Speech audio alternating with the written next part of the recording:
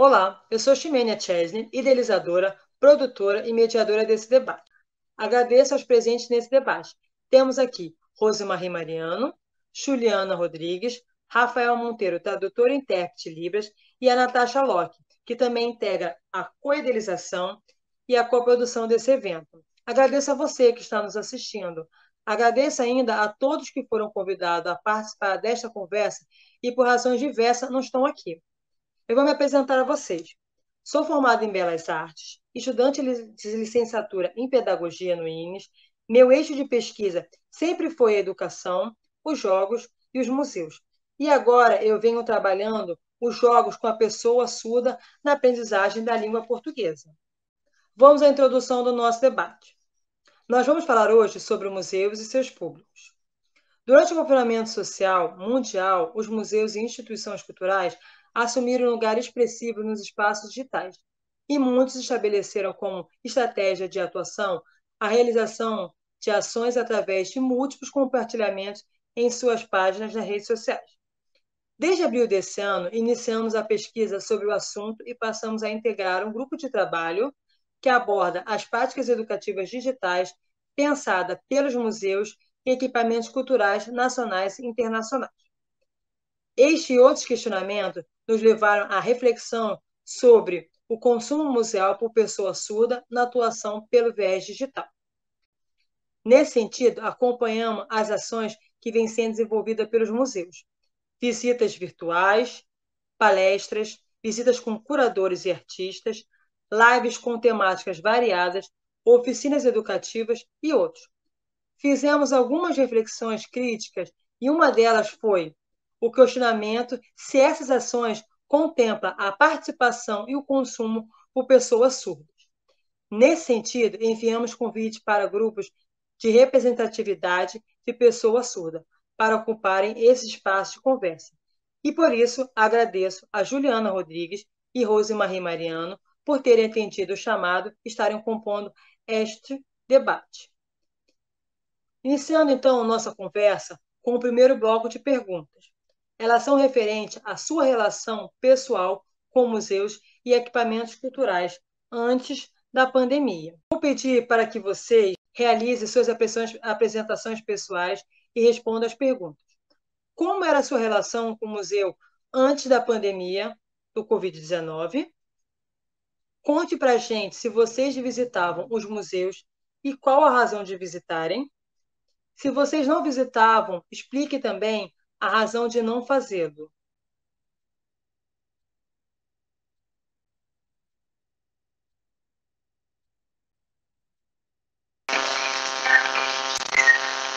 Olá, tudo bem?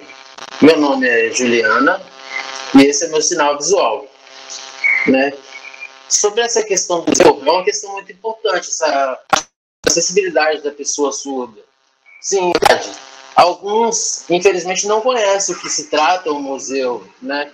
Porque falta essa informação até eles, falta algumas coisas serem divulgadas, essa falta de conhecimento também, infelizmente, acaba atingindo a comunidade surda. Né? A gente tenta criar nos museus algumas coisas da arte e tudo mais, mas só que parece que os ouvidos estão mais adaptados à realidade. O surdo não entende, de fato, o que significa essa realidade.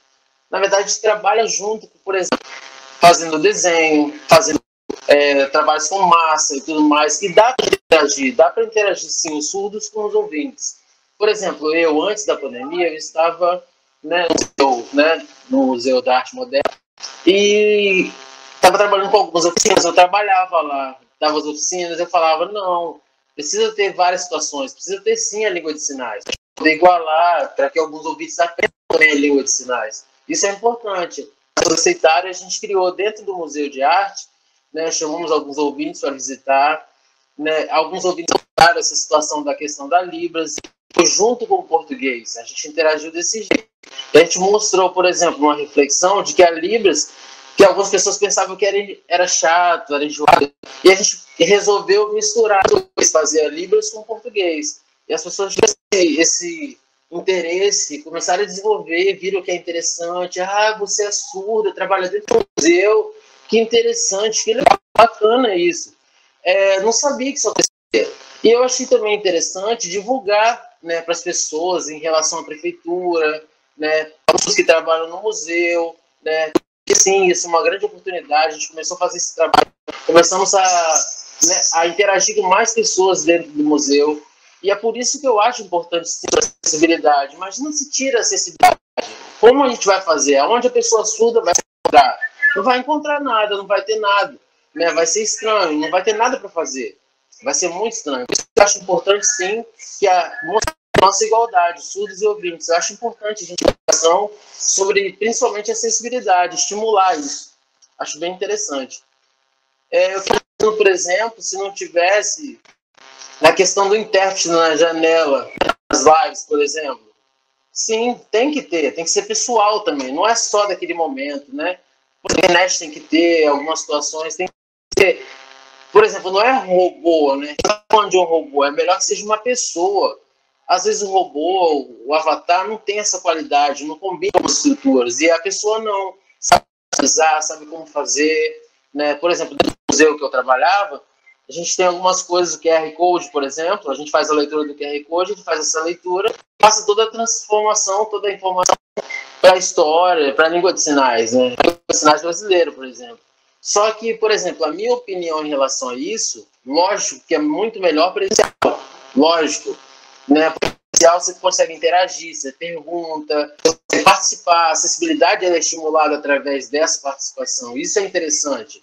Né? E o que eu acho sobre a situação em relação aos ouvintes, a gente precisa sim, né, ter estratégia para as pessoas surdas para poder participar, para que elas tenham experiência sim com o museu. Isso é interessante, ter interação. A gente precisa mudar esse conceito, esse conteúdo. Eu acho que isso é importante, é o meu pensamento.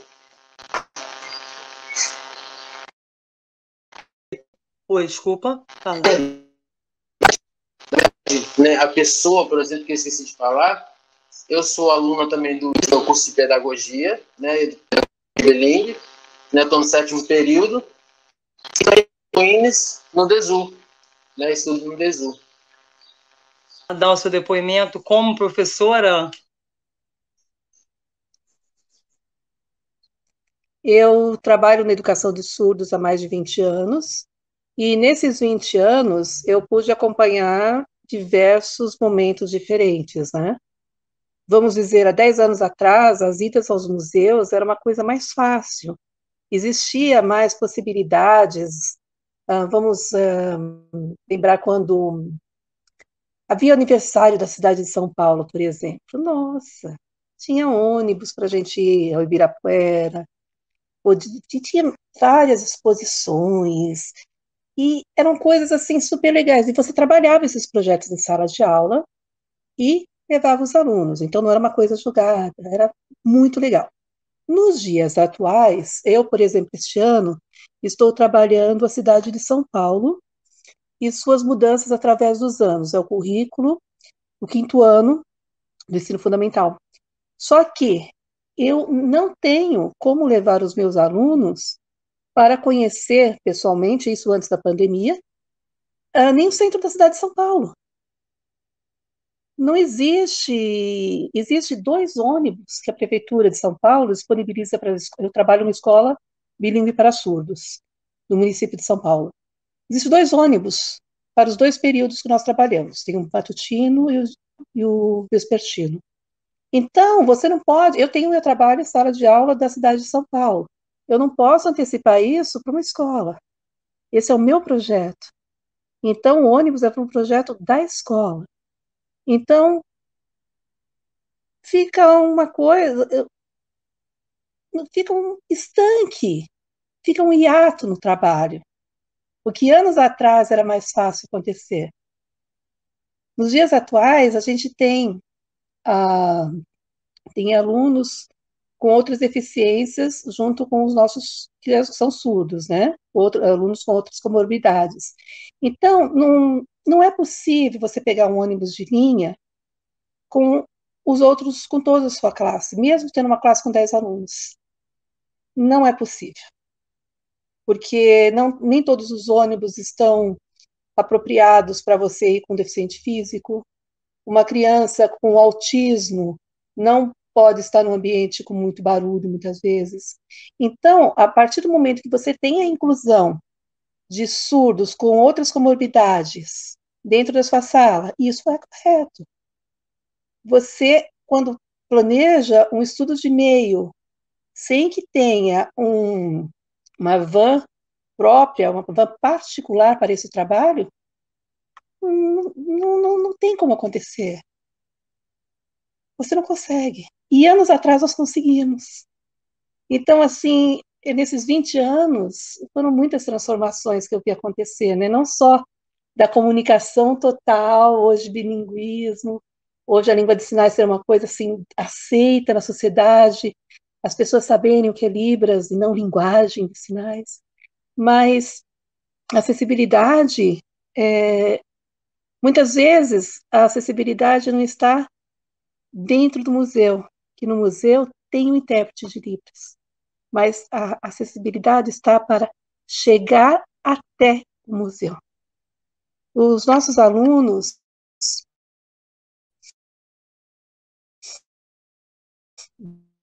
de quinto ano estão na faixa de 10 anos. Então, os pais ainda têm aquela vontade.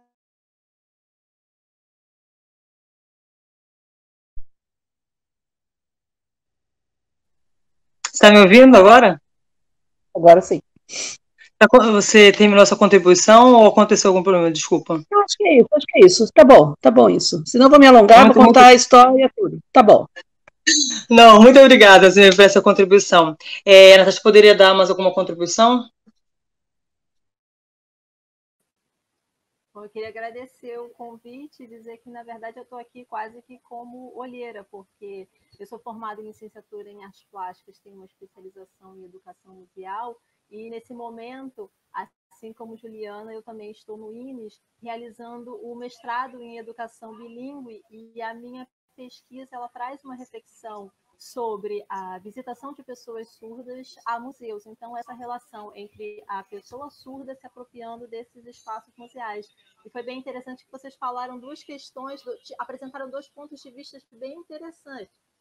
A Juliana apresentou essa relação do público dentro das instituições, as instituições, ela citou uma, viabilizando a presença da pessoa surda e ouvinte nesse convívio, nessa representatividade, nessa comunhão dentro das práticas educativas nos museus. E a Rose Marie, em contrapartida, trouxe essa dificuldade dela de estar chegando aos museus a partir de uma reflexão que tem sido discutida bastante dentro dos museus, né? O acesso por meio da disponibilidade de ônibus. Muitos museus, você trouxe uma questão de data, Rosemarie, né? Muitos museus, em muitos momentos, tinham esse serviço e a gente viu cada vez mais aos poucos a não oferta de ônibus. E a gente percebe o quanto é difícil para um professor e para uma escola poder levar os seus amigos e o quão benéfico era esse serviço de disponibilização dos ônibus. Em conversas com professores, né,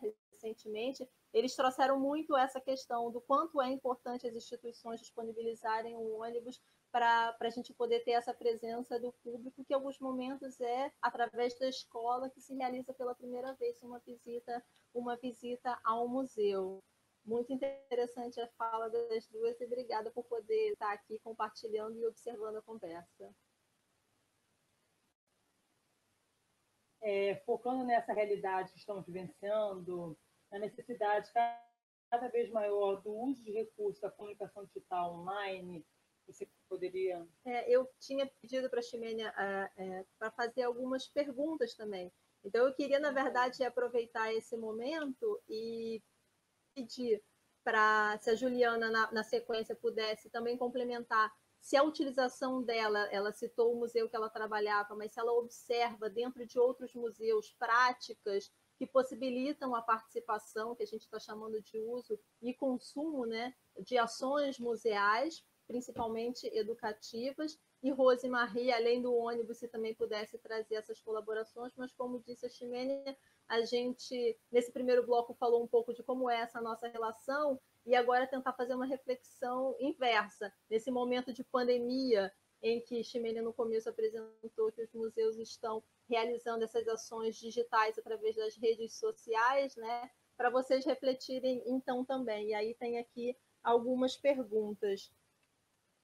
Durante o isolamento social, vocês têm visitado as páginas digitais dos museus? Quais os museus vocês têm visitado? Se vocês poderiam citar alguns nomes, mas se não visitam também, é uma colocação e, de repente, explicar a gente o porquê.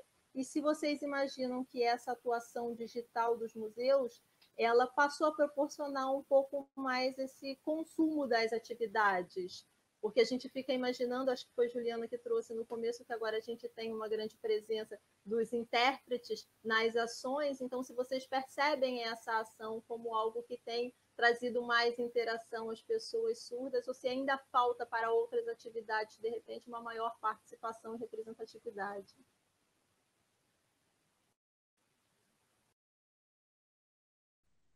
Bom, durante a pandemia, por exemplo, a minha aula de hoje, a aula que eu estou hoje com o 5º ano é sobre a cultura indígena.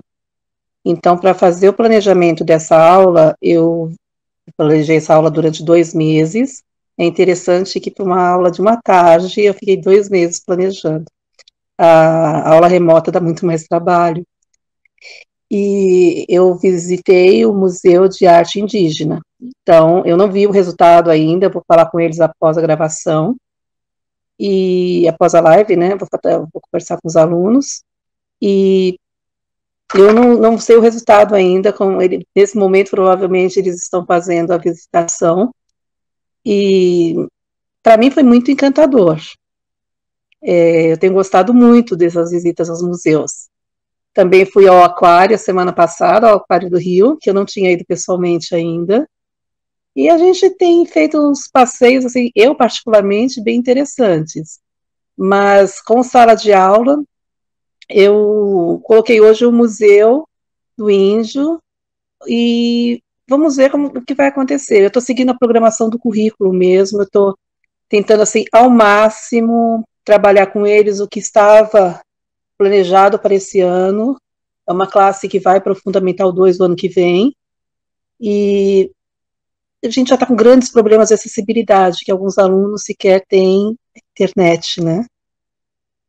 Então, tá muito difícil. Então, na medida do impossível, tenho tentado fazer aulas acessíveis, mas tem hora que não dá. Mas hoje, por exemplo, a aula eu coloquei para a visitação no museu, mas eu sei que no máximo metade da sala vai, porque a outra metade não tem internet mesmo. Todas as quintas-feiras eu converso com todos eles, eu ligo para todos eles, tenho uma conversa por vídeo, e eu demorei uns 2 meses para começar com esse hábito. Eu me arrependi muito de demorar tanto, porque tinha criança que tinha ficado 2 meses sem conversar em Libras, porque a maioria vive no meio de ouvintes. E isso é muito triste, né? Isso é muito triste. E sem a internet também, a gente tem mandado atividades escritas, né? Preparadas para os surdos mesmo, não temos mandado o livro feito pela Prefeitura de São Paulo para os ouvintes, fizemos material separado para o surdo. E imprimimos, porque tem uns que não têm acesso. Eu conversei com todas as famílias, a coordenação conversou com todas as famílias, e eu conversei também com todos os meus alunos, com todas as famílias, e alunos que o celular é tão pequenininho que não dá para enxergar a aula. Tem outros que eu ligo na quinta-feira, eles estão sem internet para conversar comigo. É muito sério isso. Então, como eu posso querer que eles vão ao museu? Eu gostaria. Eu espero que hoje pelo menos 4, 5 alunos tenham ido ao Museu da Arte Indígena, mas não sei se... A outra parte eu sei que não tem nem acesso à internet.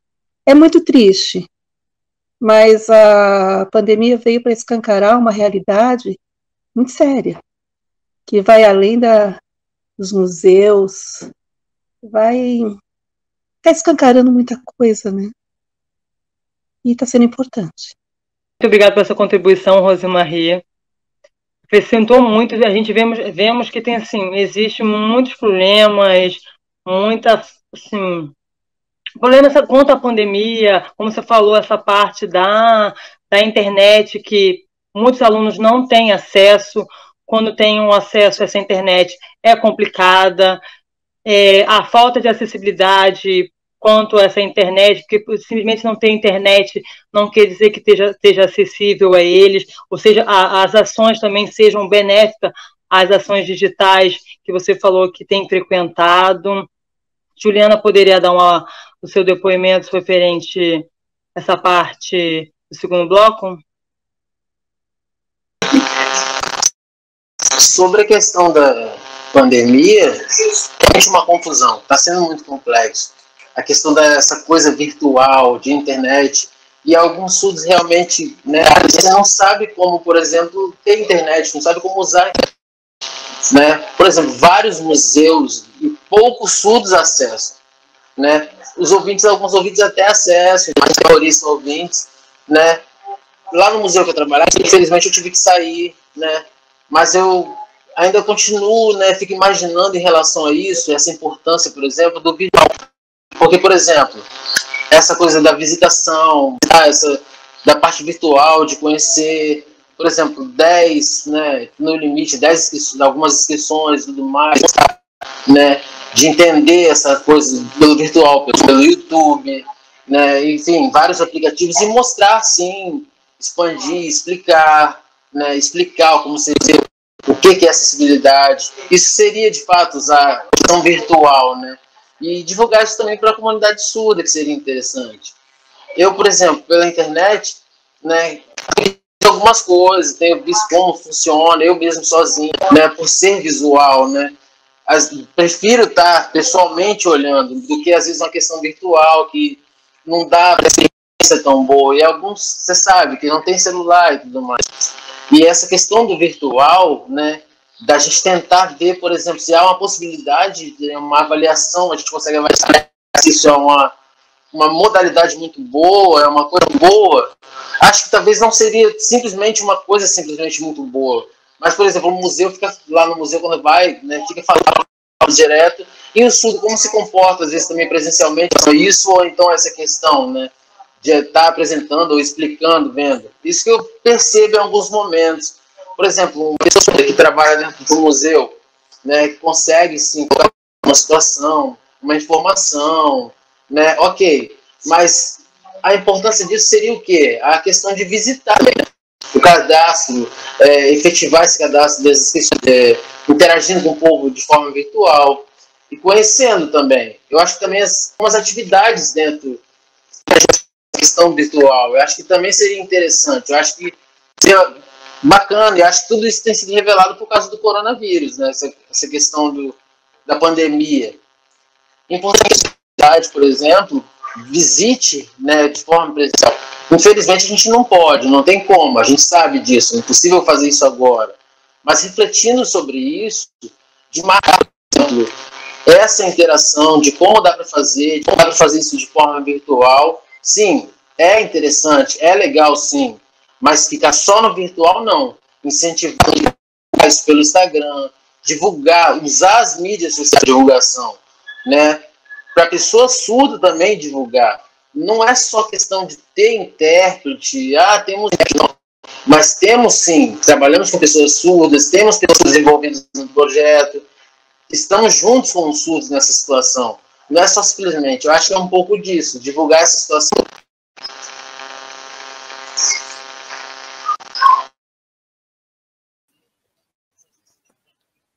É bem interessante. A gente refletiu sobre algumas questões que você falou, Juliana.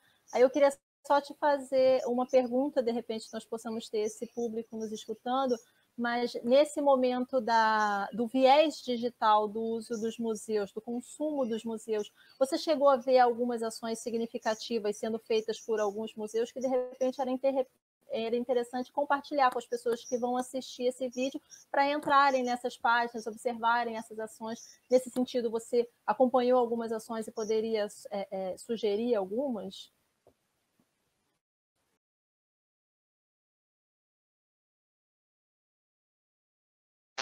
Sim, tem muito positivo, muito interessante, sim. Dá para ver muita coisa.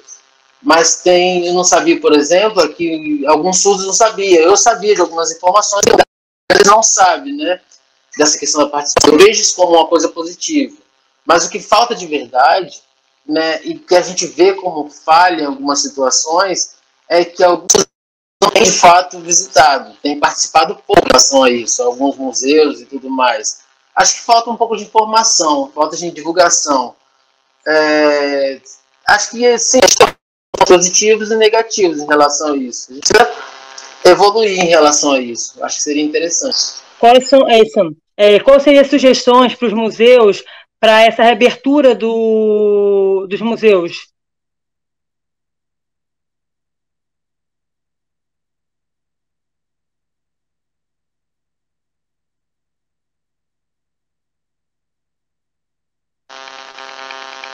Em relação a isso,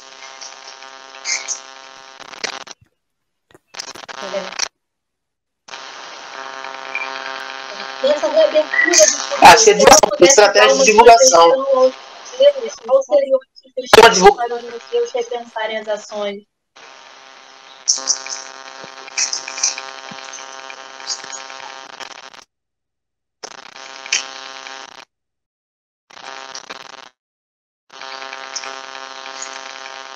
O que eu penso é que simples. Por exemplo, a estratégia, né, de fato, uma pessoa sinalizando, colocar isso no Instagram, no Facebook, nas redes sociais, divulgar isso na internet, com sites, com pessoas no presencial, mas não adianta, por exemplo, ter isso simplesmente, né? Isso não chama de fato uma atenção da pessoa surda. É preciso estar junto com a língua de sinais. Algumas deficiências também não atraem para essa questão do texto. No caso da pessoa surda, fica sinalizado. E isso vai ampliar a divulgação para ter participação da pessoa surda. Eu acho que é uma coisa simples, né? Não é uma coisa difícil de fazer. Seria uma estratégia muito boa. Obrigado novamente, Juliana. Rosemarie. Eu acho. Olá. Você teria também alguma sugestão, alguma mensagem aos museus quanto à reabertura dos museus para receber você junto aos seus alunos a esses museus? Pronto. Para mim, até mesmo as ruas são museus abertos, né? Dessa forma, eu não sei se nós voltamos agora em 7 de outubro, eu não sei como vai ser o retorno à pandemia, mas a minha esperança é que possa existir formas de levar os alunos a conhecer centro de São Paulo, pátio do colégio, Avenida Paulista, o básico, isso é básico. Eu queria que eles conhecessem o básico. Eu não estou pedindo grandes coisas, né? Porque, assim, nós temos convites, às vezes, do Itaú Cultural, e é bárbaro o passeio. É passeio. Eu não vou dizer que é um projeto, porque eu vou com os meus alunos para eles conhecer a história de um artista, mas eu não trabalhei sobre isso, então não é estudo de meio. É um passeio, né? Não é um projeto. Então, isso para mim não é tão... É legal para eles ampliar um pouco o universo deles, né? Conhecer lugares, mas não é uma visitação a um museu de forma que seja uma coisa mais viva, vamos dizer assim, né? Uma coisa mais viva, que venha de um projeto de trabalho, que faça sentido, que seja interiorizado. É isso que eu quero. É isso que eu quero. E eu acho que é tão pouco. Já quase encerrando, eu gostaria de agradecer muito a participação de todos os envolvidos nesse debate, a Rosemarie, a Rosemarie pela contribuição, a Juliana pela contribuição, o Rafael Mintetti pela também a sua contribuição, a Natasha. Eu gostaria de deixar livre a fala de vocês para o encerramento desse debate. Mais ou menos 5 minutinhos vocês querem falar. A Juliana quer dar um comentário. O que eu torço mesmo é que cada um surdo, né, trabalhe nos museus. Isso é um interesse muito bacana. Não precisa mesmo, só vendo dentro de um museu surdo, em alguns museus, essa situação. Não, então a gente precisa ampliar essas vagas de porque a gente tem muito ouvinte, a maioria, a gente sabe disso, já estamos cientes dessa situação. Precisa de surdo, às vezes não tem espaço, não tem lugar, não faz nada. Precisa estimular essa experiência, esse fortalecimento de ciência, de trabalho, que alguns trabalham em faculdade, a gente consegue fazer isso sim. Tem alguns com arte, de mostrar sim a pessoa. Tomara que a sociedade do museu se mesmo estimulada a desenvolver esse tipo de trabalho, esse tipo de ação. Alguma mais contribuição? Rosemael, mais alguma contribuição, Rosemarie? Bom, eu espero que no retorno da nossa vida não mais ao normal, que as pessoas estejam mais atentas às pessoas com deficiência, quem sabe, não só pós-pandemia, gente, todos os dias, e os pais que ficaram tanto tempo com os filhos surdos e tenham percebido a necessidade da língua de sinais, né? Que é algo que está tão dolorido. Você vê o surdo naquele espaço de ouvinte e só ele ali, e sem ter a escola, que é o lugar que ele amplia o vocabulário, e a escola não é segura neste momento. Então não é para voltar neste momento. E ele não tem com quem conversar, ele está sem internet para interagir. Então esse mundo pós-pandemia para o surdo, que seja, quem sabe, um mundo que esses pais acordem para a língua de sinais, por favor. Sabe, saiam um pouquinho desse luto pela fala e que busquem aprender um pouquinho, que está gritante, está dolorido para nós professores. Está muito dolorido. A gente quer mais comunicação, porque não dá, gente. Não dá mais. Não dá. Obrigada. Bom, eu agradeço também e dizer que, como eu disse no começo, o trabalho que eu estou fazendo no mestrado trata dessa relação do visitante surdo dentro dos museus, então eu espero que ele seja bem utilizado de alguma maneira, espero primeiramente concluí-lo, que ele seja proveitoso para os museus e também para a ocupação da pessoa surda dos museus, essa é a proposta. Agradecer essa colaboração e, na verdade, ceder até alguns minutos de fala, de repente, ao Rafael, que está aqui o tempo todo fazendo a interpretação de Libras, mas que também tem um trabalho de mestrado, e, de repente, 2 minutinhos para você também apresentar, que além de intérprete de Libras, também produz texto, produz pesquisa voltada à pessoa surda. Então, Rafa, se você quiser usar esses minutos para a sua fala...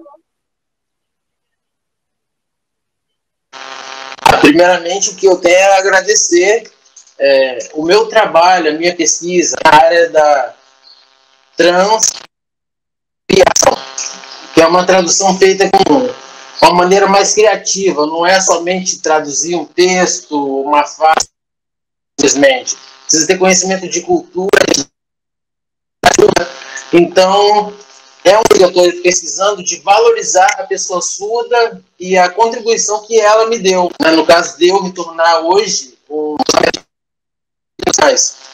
E o interessante é que, por exemplo, é um trabalho que pode também ser usado dentro de museus, porque dentro de museus a gente precisa sim de uma transcrição de arte, e o autor que eu preciso, que é o Haroldo Campos, ele fala sobre a poesia, mas ele não prende a teoria. Por exemplo, a Juliana, ela é poeta de slam, de libras e tudo mais. E tudo isso que a gente vê, e eu acho que ainda mais o convite, que combina perfeitamente com essa linguagem do museu. Porque se botar lá uma escultura, o que significa? Qual foi o olhar do artista, do pintor? O que ele quer dizer com aquilo? A gente sabe que tem a subjetividade de cada obra, lógico, a gente respeitar isso. Mas até o surdo também, que a gente tem alguns tradutores e intérpretes de libras, que a gente pode botar um surdo para fazer essa transcriação. Né? Eu acho que a minha pesquisa ela vai de pegar um surdo, o que ele pensa sobre aquela obra, sobre aquela escultura, sobre aquele quadro, aquela pintura, qualquer que seja, a gente sabe que ela amplia, não é só aqui, ela não é estática, ela não é parada, ela está em movimento. Né? A gente tem modernismo que as coisas evoluíram em poucos anos. A teoria do Haroldo de Campos, ela é nova, e é uma teoria riquíssima. E é de ontem, 50 anos atrás, mais ou menos. É tudo muito novo e é tudo muito rápido as mudanças. E se acontece para o surdo, ele fica sempre sentado. O ouvinte sempre anda, e o surdo sempre fica. Lógico, tipo, a gente pensa que é mais fácil para a gente, que a gente se comunica. Nossa, é uma coisa que fala que parece simples, mas o que falta muito é empatia. Né? Por exemplo, é muito farinha aqui agora, só está falando. Eu vou estar só falando. Mas eu prefiro dar valorização para ela entender o que eu estou falando. Não é simplesmente eu falar e ela... O quê? Aí eu faço um resumo e dou para ela. Não. O meu trabalho vem com isso. É valorizar cultura, identidade e, em geral, da pessoa surda. É um pouco que eu estou lutando aí para pesquisar. Obrigado. Eu que agradeço. Ampliamos aqui uma rede, então fiquem ligados, até uma próxima. Agradeço novamente a todos pelas contribuições. Eu acho.